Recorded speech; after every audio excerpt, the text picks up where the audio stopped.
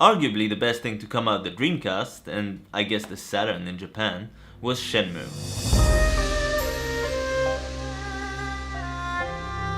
A massive project by arcade gaming god Yu Suzuki, the man behind such classics as Outrun, Afterburner, Space Harrier, and Hang On. The game was like an open world-ish RPG set in 1980s Japan. It was spread over 3 discs, and it was unlike anything we'd ever played before.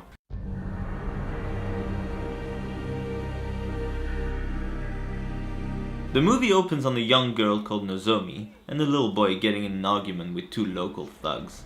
This little brat just hit my pal in the face with that toy! One of which has a piece of coriander or something sticking out of his mouth. Soon enough, we meet our hero, Ryo Hazuki, a serious, very serious 17-year-old with a plaster on his cheek, who never changes his clothes, washes, eats, or gets laid. He is very good at drinking though. God. He's drinking the whole can in one go! Ah, good. Also, he's good at collecting capsule toys and playing darts. Anyway, story-wise, we follow Ryo, who stumbles on a bad situation, to say the least, on his way home. His buddy and sparring partner, Fukusan, is thrown out of their dojo, where Ryo's father, Iwao, is being taunted by Lan Di, a mysterious, scarred badass who is up to no good. For the last time, where is the mirror? I've no intention of telling you. A fight breaks out, and when Ryo tries to intervene, he quickly becomes a liability and he is used as bait. Hand over the mirror. Or else, your son. Iwao gives up the location of the mirror, but Landy ends up killing Iwao anyway, and he sadly dies in Ryo's arms after Landy disappears. Your friends keep friends. Those you love close to you.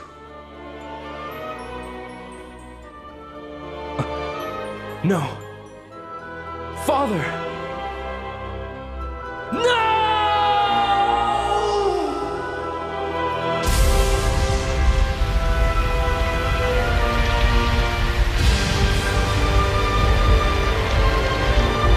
A few days pass, Ryo suffers through a few nightmares and finally leaves the house. He asks the inhabitants of Yamanose, a nearby small town Sakuragaoka, and Dobuita for information regarding Landy, his vehicle, bodyguards, etc. Ryo?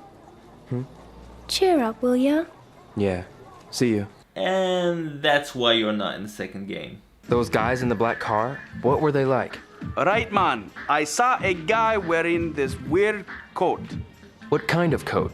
It was a deep green, maybe velvet or silk, like something Chinese. At least he's helpful and entertaining though, and doesn't make you feel bad about yourself. Cheer up, will ya? You come to find out that Landy is probably part of the Chinese mafia. I gather by his name that he is most likely a member of a Chinese black market cartel, or perhaps even the Chinese mafia.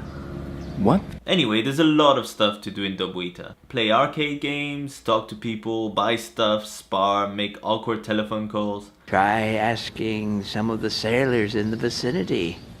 They're bound to know more. Do you know any places where sailors like to hang out around here? You say sailors, but you don't mean just any sailor, do you? Those men over there, are they sailors?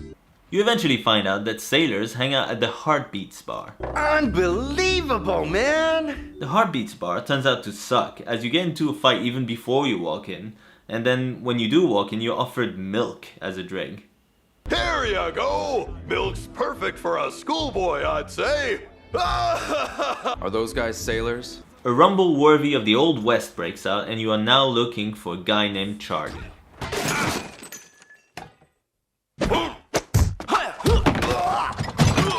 Look for a guy named Charlie. Charlie?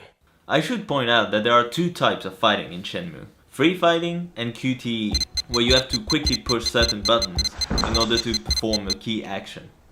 In Shenmue 2, just to make things a bit more difficult, you also have to press combinations of buttons, which gets insane.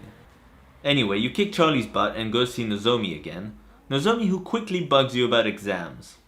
It's about time you started studying for the entrance exams. You then meet the poshest Chinese cook in Dobuita. Oh, but Guangji might be able to. He's good with kanji characters. Your search leads you to a crazy old lady who thinks you're her grandson. Hazuki-san? Oh yes, my grandson. The other day, you helped him at Sakuragaoka. She translates a letter addressed to a Master Chen from a guy called Ju Yuanda, a guy who you find out in the next game lives in the most inconvenient place in Kowloon. Yeongda Zoo is on the 10th floor. I have to get across here. Anywho, after you learn some password and call up the phone number you discovered, you're finally on your way to Yokosuka Harbor.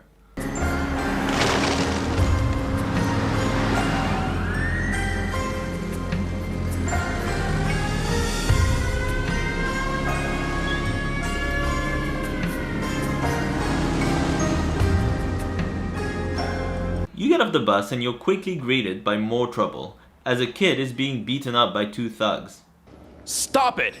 And just who are you? Don't you know that blackmail is way uncool? One of the guys, amusingly, is Goro, a goofy dude with an Elvis quiff, who eventually becomes an ally.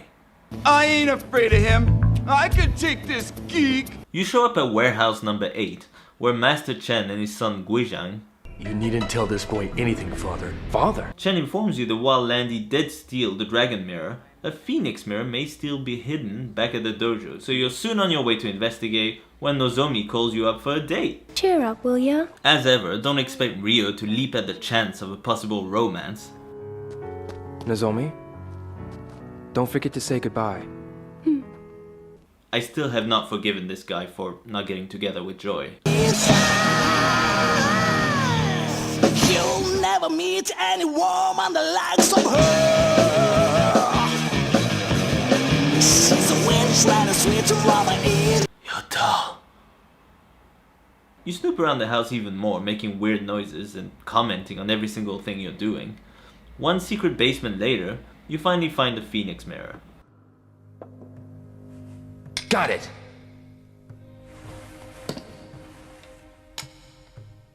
It's the Phoenix mirror. An old man who knew your father teaches you some kick-ass move, and we finally meet Chai, this game's end boss, who is basically Gollum if he knew martial arts. He shows up later at warehouse number 8 when he tries to steal the Phoenix mirror and fails.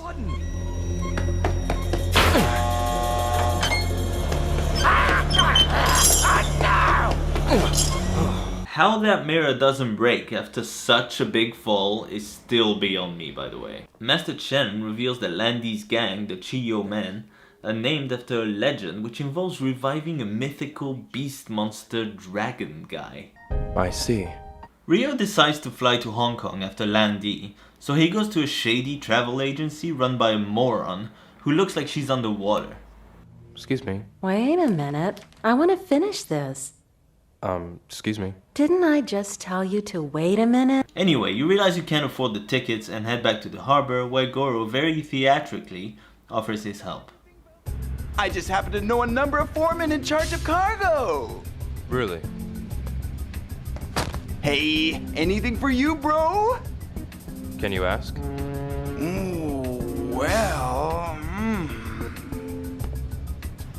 Okay! He somehow gets you a job as a forklift driver, and that turns out to be loads of fun. Driving a forklift, it's easy. So you do have fun with that until some douchebags who are part of a local gang called the Mad Angels come and bother you.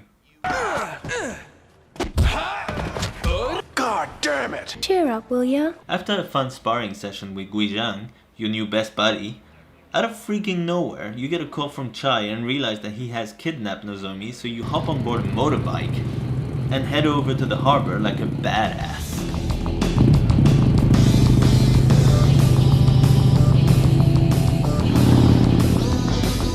The leader of the Mad Angels, it turns out, is called Terry. He tells you that if you kill Guizhang, he'll let Nozomi go. So you agree and you take Nozomi home on that condition.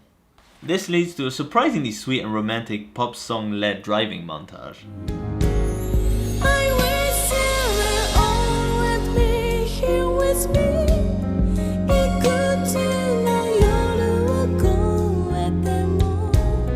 Rio has a flashback where his father teaches him the value of friends and he goes to fight Guizhang as per Terry's instructions. Of course his plan is to pretend to beat Guizhang, but they end up fighting for real. What? By a kick like that? You call that a kick? And being just as good as each other. You know, you're not too bad. Nor you. Finally, they join forces and start fighting the Mad Angels side by side. This one is mine.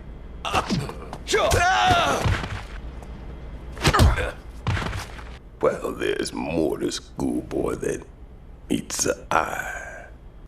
The end of the game sees Rio say his goodbyes, take a last picture with Nozomi and accept Master Chan's help.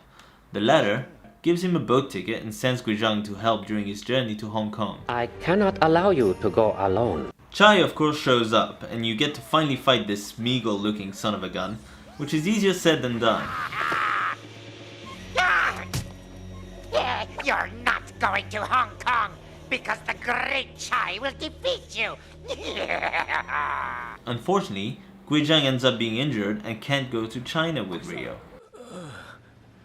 You cannot travel injured. The film and the game ends with Rio setting off to Hong Kong as SHENMUE reads a poem and concludes the whole thing in epic fashion. For this destiny predetermined since ancient times, a pitch-black night unfolds with the morning star as its only light. And thus the saga begins. The nostalgia factor alone is through the roof, but the graphics for the time are impressive, the story is gripping, the characters are fun, the gameplay is varied, the world of the game is fascinating, the music is phenomenal, the voice acting is appropriately cheesy at times, but overall completely irresistible. And guess what? Shenmue 2, believe it or not, is even better. Darts. I'll play it once.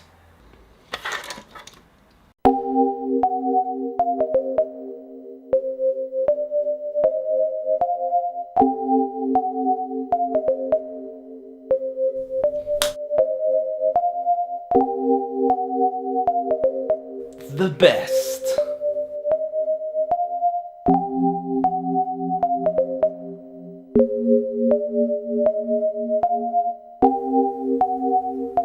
What is with my hand? I can't play like this. It's ridiculous.